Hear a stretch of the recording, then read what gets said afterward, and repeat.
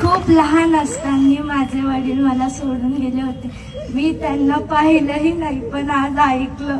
मला खरंच वाटलं वडील असतं तर असंच असतं. खरंच असं वाटतं जर माझे वडील असते तर किती भारी असतं. मी सगळ्यांचे वडील बघते, त्यांचे करणारे प्रेम बघते, पण मला कधी भेटन असं मला वाटतं.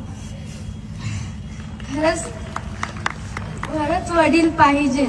ज्यांना नसतं त्यांना कळतं. आता मी ऐकत होते तेव्हा मला कळलं खरंच वडील पाहिजे होते. आता आई पण नसते, आईने पण दुसरं लग्न केलं, आई सुद्धा निघून गेली. आजी बाबांकडे राहिले, त्यांनी सांभाळ केला, पण मग आई ती आईच असते ना. खरं सांगते, जी आईची किंमत ती फक्त ज्याला आई नसते ना त्यालाच कळते. खरंच आई पाहिजे. आणि आज ज्या मुली आईची किंमत करत नाहीत ना त्या मुली कशाच आई. त्याच आई झाल्यावर त्यांना कळतं आईची किंमत काय असते. आपण आईची किंमत केली नाही ना तर आपले लेकरही आपली किंमत करणार नाही.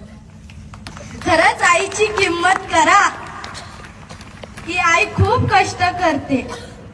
आता मला नाही, मी दररोज आठवण काढते माझ्या आईची. खरंच आई वडिलांची मान खाली जाऊ नका. आजपासून तू